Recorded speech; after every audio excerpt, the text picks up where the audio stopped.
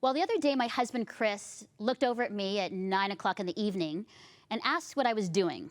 And I didn't want to tell him I was doing work because I know he would look right at me and say, Melinda, you need boundaries around work, family time, soul care, and time with Jesus. You can't always be working. It takes away from time with me, the kids, your sleep, and your health. And that's when I realized I need help with boundaries, knowing when to say yes and how to say no, creating better disciplines around work and family, prioritizing what needs to be a priority. And so that is why this show is all about the importance of setting healthy boundaries, because I need to be better at this. I need to be better at how to live a healthy and purposeful and intentional life, loving God and loving others and loving myself with what I say yes and no to. So let's learn and grow together. That's coming up right here on See, Hear, Love.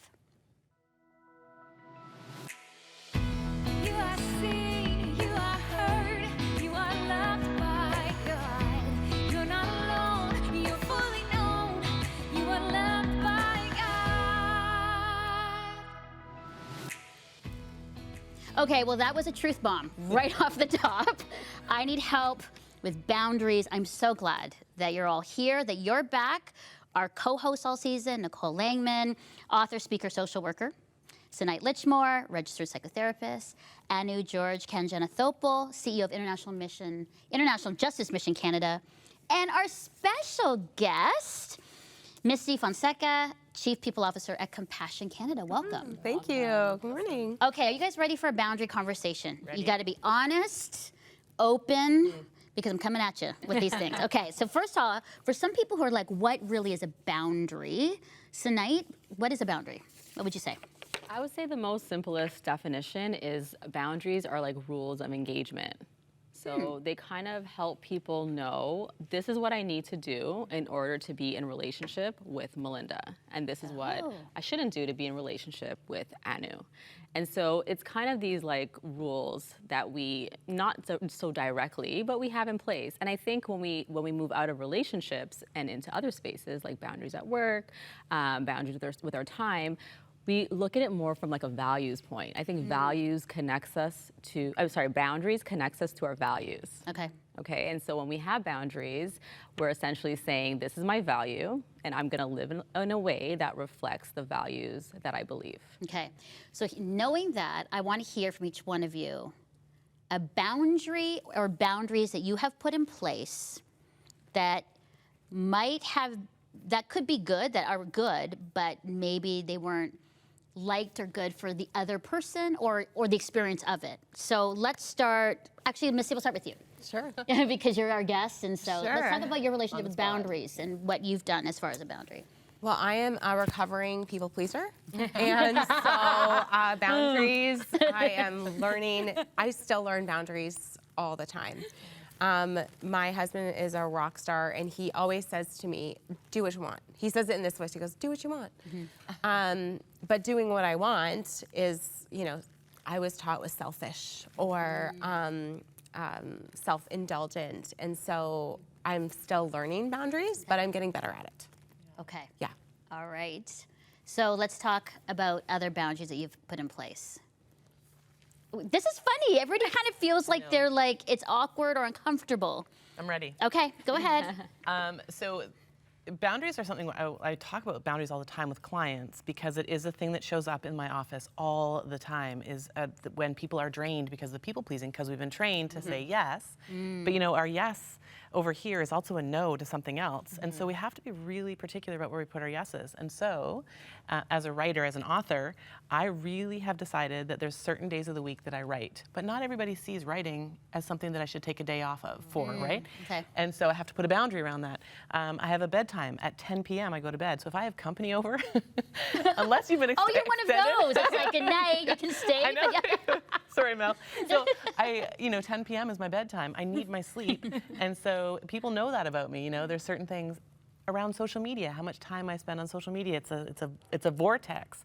How fast I respond to text. I've often thought, people they send you a text and there's an expectation around response, but they're not going to show up at your door and be knocking on your door all the time True. expecting a response. Right. Yeah. So you have to have boundaries around that. So I have decided that there are certain things. I'm not quick on the response with text. I apologize in advance. My bedtime's 10 p.m. And these are the boundaries that I've put in place to keep myself well.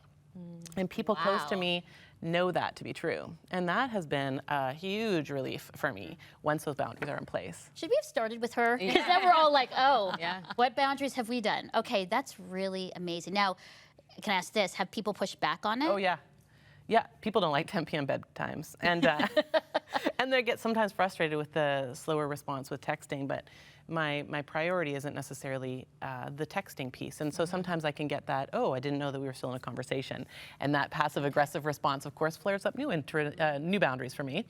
Okay. But the second part of all of that for me is an internal experience of boundaries. We talk about boundaries as external things a lot, but as therapists, we talk a lot about what are your internal boundaries? How are you managing internally what's happening? What will you allow yourself to think about, feel about, indulge in emotionally, mentally? So having boundaries with myself where I'm not necessarily going to be drawn into maybe some of that feedback. Okay, that's good. That was so good. All right, more boundaries. Yeah. Hit me with it. I mean, for me, like, I'm maybe a little too good at boundaries. So I think we don't talk enough about people that have really high, rigid boundaries. And so I have to do the opposite work in learning how to lower my boundaries. Oh, okay. Because if someone texts me and I don't want to text back, I just won't do it. Like, I don't feel obligated. I don't feel a need to do this to make them happy. I just won't do it, right? And so I really worked hard to protect my space and my time, but I think sometimes I take it too far. And so learning how to lower my boundaries, learning how to let people in, because when you have high boundaries, you keep people out, and that's not the point of boundaries. The point of boundaries is not to keep people out, is to be like, hey, these are my values, this is what's important to me, and this is how I would like you to engage in me. Right. But people that have high boundaries is like, stay away. I don't like you. They become I don't walls want really you. They quickly. become Right. walls. Yeah. Yeah. Right. And I don't think it's intentional, but it's also not healthy. Okay. Yeah. So we can have healthy boundaries and we actually can have unhealthy boundaries. Yeah. Oh, You yeah. can have too high I didn't know that's a learning boundaries. for me. I always thought boundaries were a good thing, but I think what you're saying is that. All right, Anu. Like, you're looking at the worst person to talk about boundaries. Like, this is gold standard. I needed this conversation.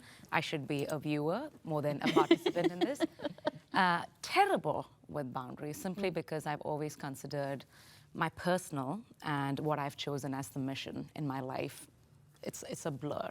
So I've really struggled with it, but it had to change when I became a mom. The only time I've had to say no with things that was mission related was when there was someone waiting home for me. So I have a 24-hour rule for any speaking engagement, which happens often. That's the maximum I would leave them without me being there. Either I take them with me or, I come back home to tuck them into bed. But speaking about boundaries, I also want to push the envelope a little bit to throw some light on people, again, who do not have the privilege of this boundary. Again, referring back to 50 million people who are enslaved.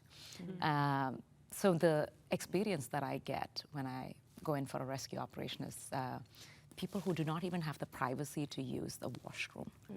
I mean, what boundaries mean to them? You have a master who's dictating what you can eat, when you can eat, who you can talk to, even if you can be with your husband, that night to sleep. And I just, so having that as a context makes it really challenging for me to kind of decide what is best for me or what it is that I need to be showing up for. So I need you women speaking. But and that's a good thing because there's a privilege in this conversation. Yeah. There's a privilege in where we are at, how we live, that we actually have to have a conversation about boundaries because living free and doing whatever we want and realizing that actually sometimes, a lot of times, it's actually not healthy for us. And again, I never thought of this, but that it is a privilege to have a conversation about boundaries because we actually have the freedoms to then realize that we might need them. I And so didn't you've think been of it that way, but that's a good call out. And also culturally, right, Melinda? Like, I come from a place where we have zero boundaries. Like, we would make breakfast here. Each house will have 30 dishes because that has come from other household. but here we make appointments, and that's new to me. You know, Oh, like yeah. otherwise we make a biryani. I'm like walking to the neighbor and saying, "Hey, here's a pot," not bothering to find out if they're lactose intolerant or if they're, it's like I've made food, take it. Like you know, I mean, and I'm learning that the context is different and probably extremely rude if I was going to be myself. Yeah. Yeah. No, it's a good point. You know, Misty, I see you nodding your head because I think one of the things is, as we're kind of talking, it's like we set boundaries for ourselves, but people don't like it. And I've noticed that too. When you set a really healthy boundary for yourself, like a 10 o'clock sleep time. I'm not judging you, Jealous. Nicole. I'm so like, jealous. 10 o'clock sleep time. People don't like that. Yeah. And so, from your experience, like, how have you navigated that? Because I think that's a big thing. Sometimes maybe we don't do boundaries because we don't want people to not like us. Yeah. And sometimes we don't do boundaries because we're just like, oh, I want to be free and flexible, and I don't want, boundaries or something for me to like stick to. Yes. But I see that you're kind of like nodding and like you've got some experience there. Yeah, it's this tension I feel because one of my values is freedom and flexibility. So I want to go with the flow and do what I want, but also, boundaries are good and they're healthy, to a point. And so there was a situation. So in 2019, I became newly widowed, and it was devastating. And we engaged in conversation, and you said, "Hey, would you consider talking about grief?" And before, I would have said absolutely yes, even if I didn't want to come on and talk about that. And I really had to work through it because I'm working on boundaries.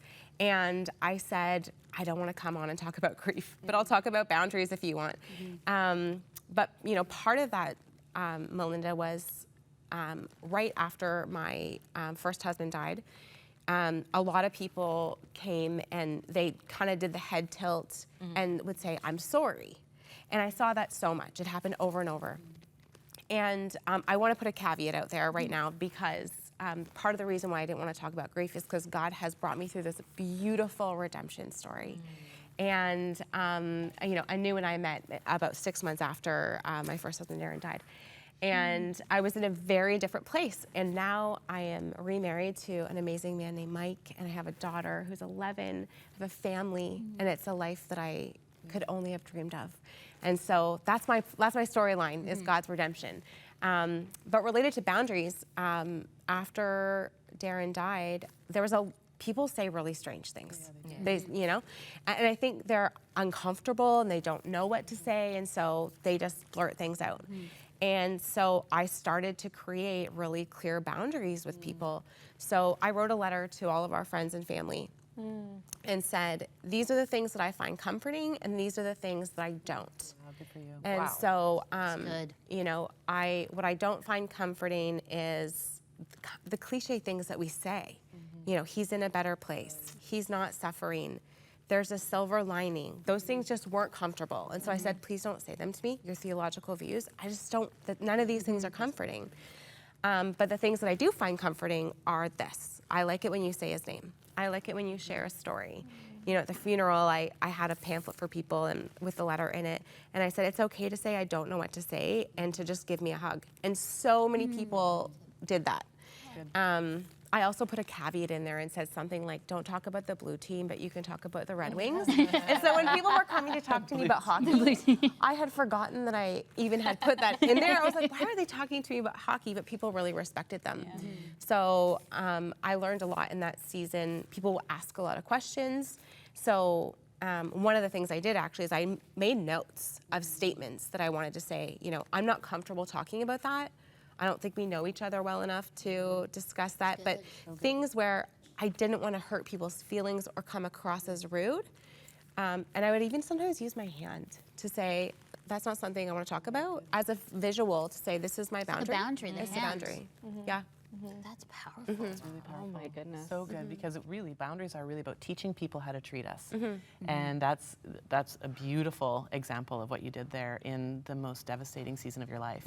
And it's hard to put boundaries in place when we're devastated. Yes. Offensive boundaries tend to be easier to hold and put in place, and you're in a defensive spot where you're like grief and sorrow, and now I have to teach people how to be in that moment. And that was brave, but really so powerful, such a good reminder for us. Yeah, and I want to go back to what you said about the boundary you put in place with Melinda.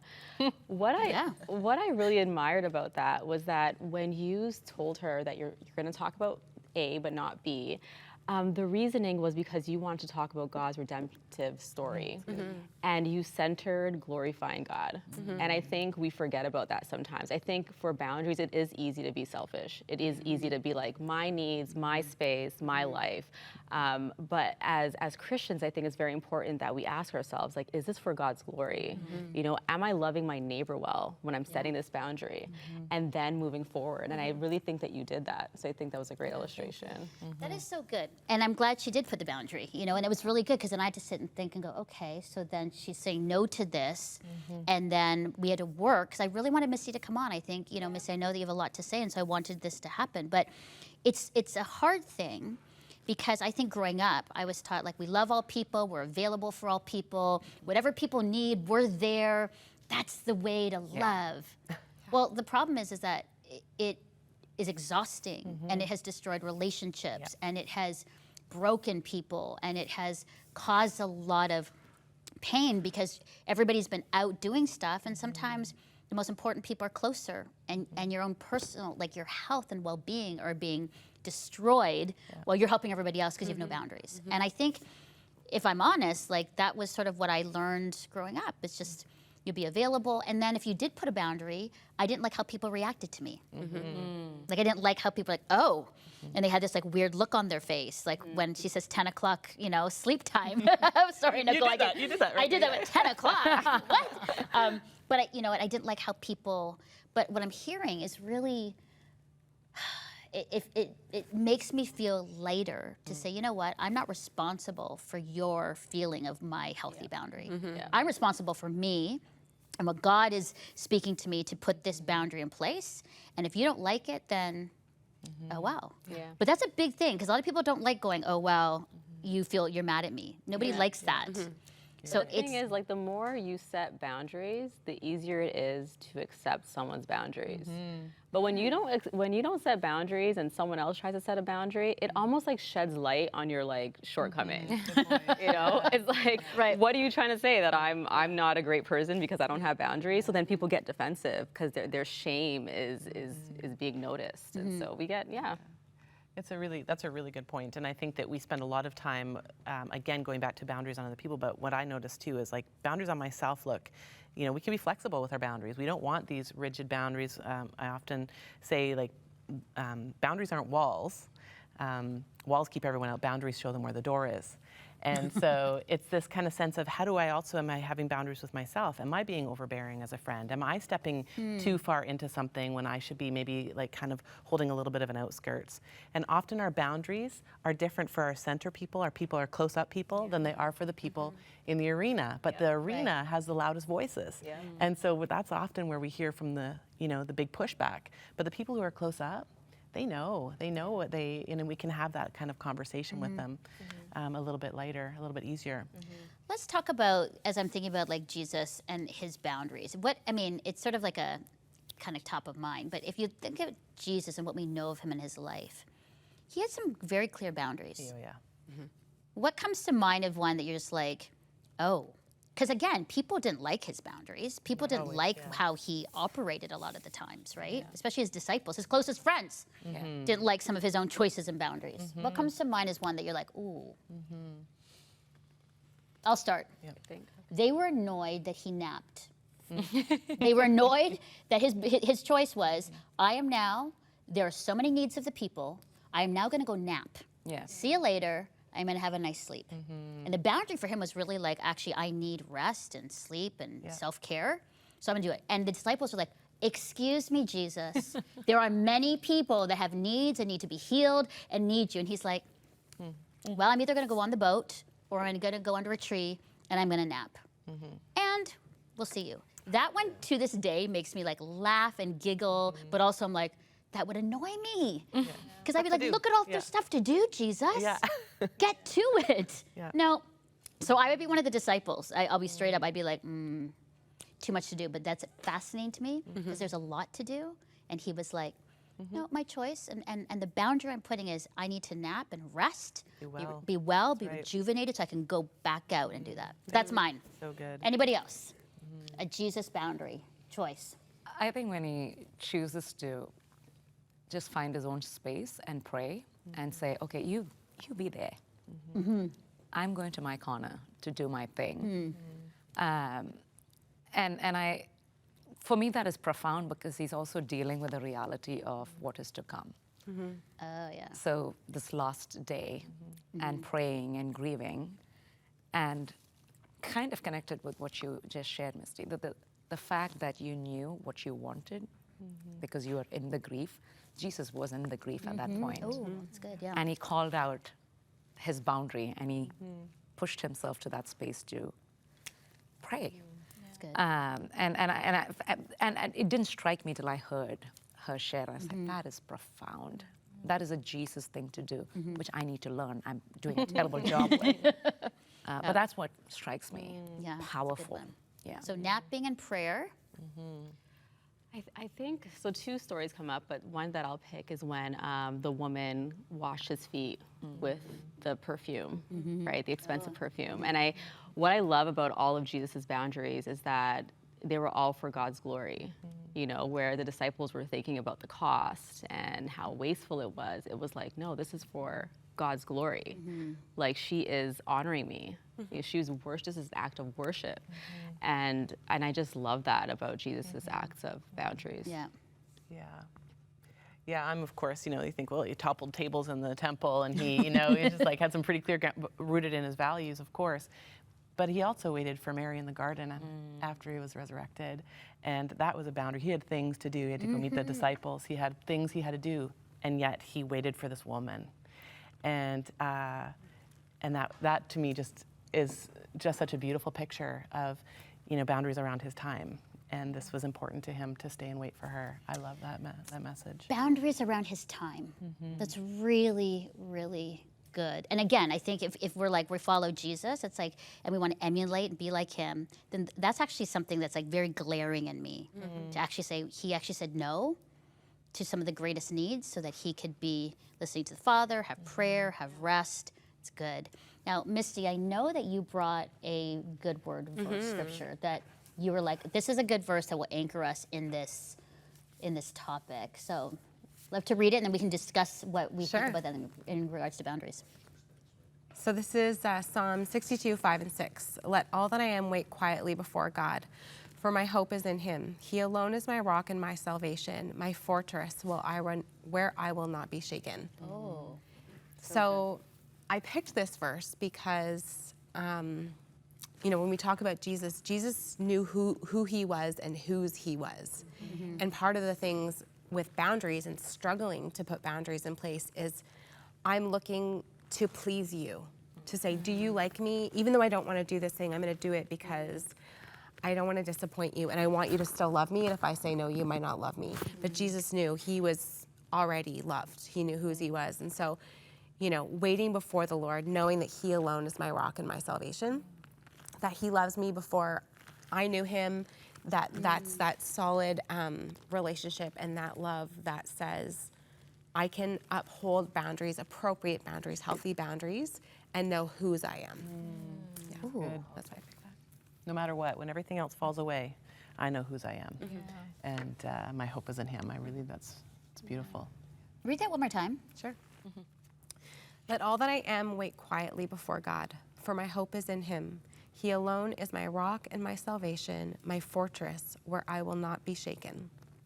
My hope is in him. And that actually really speaks to what we're saying, because a lot of times our hope is in others. Our hope is in others' validation of us, their adoration, their approval. And even as Christians, we so struggle with that. It's like, let's get back to actually our hope is in Jesus. Or our accomplishments. Yeah. Doing, right? Oh yeah, because we've talked a lot about on the show. Remember, productivity equals value.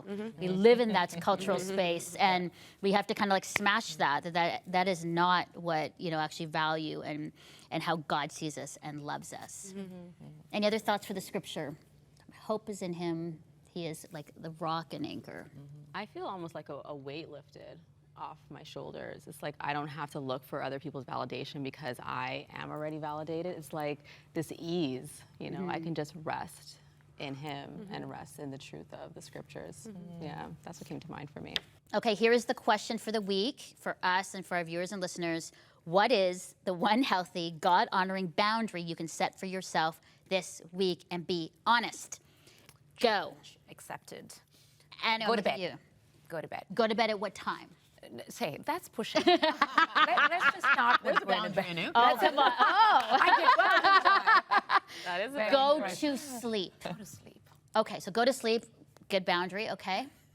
I'm going to stick to my commitment to myself on my workout times.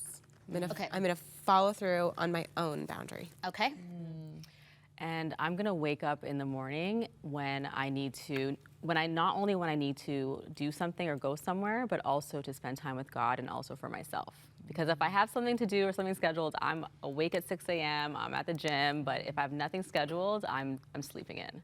Okay. And I think I need to wake up and spend some time with God. Okay, so we have go to sleep, work out, and wake up. Yes. Okay. Okay, so far, okay, we're tracking.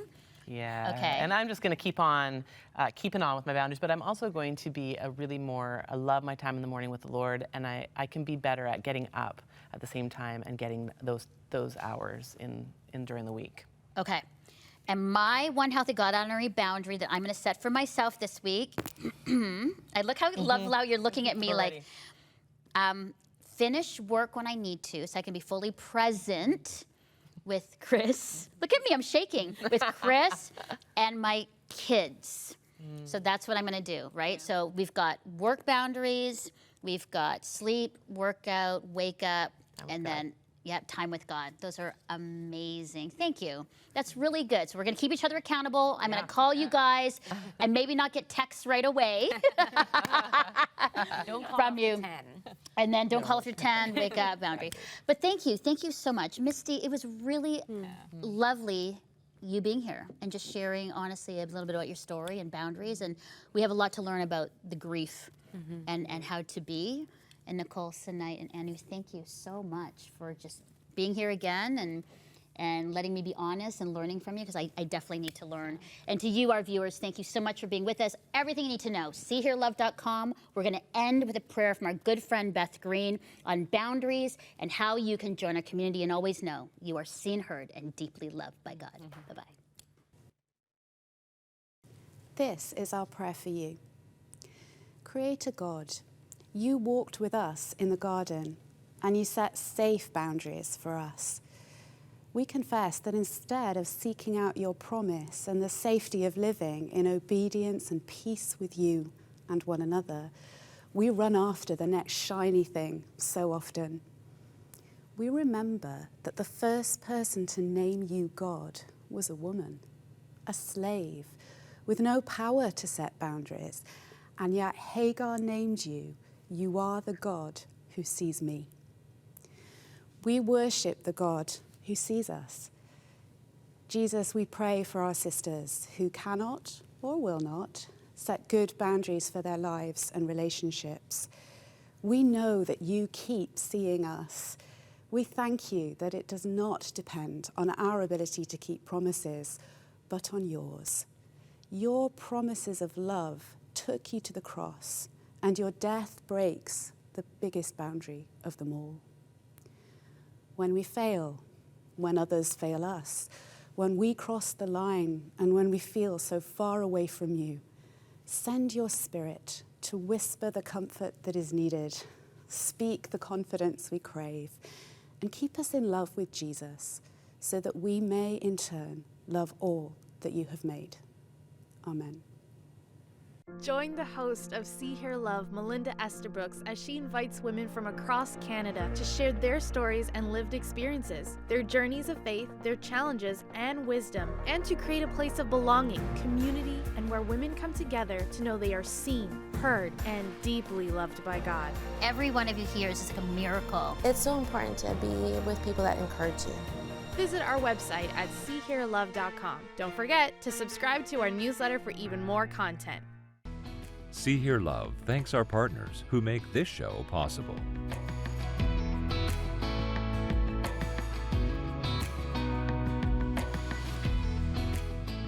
Thank you for your ongoing support of Crossroads, a supporter-funded, nonprofit organization and member of the Canadian Centre for Christian Charities. Thanks to faithful people like you, we are able to continue producing See Hear Love. You can write to Crossroads, P.O. Box 5100, Burlington, Ontario, L7R 4M2, or visit crossroads.ca to learn more about our programs.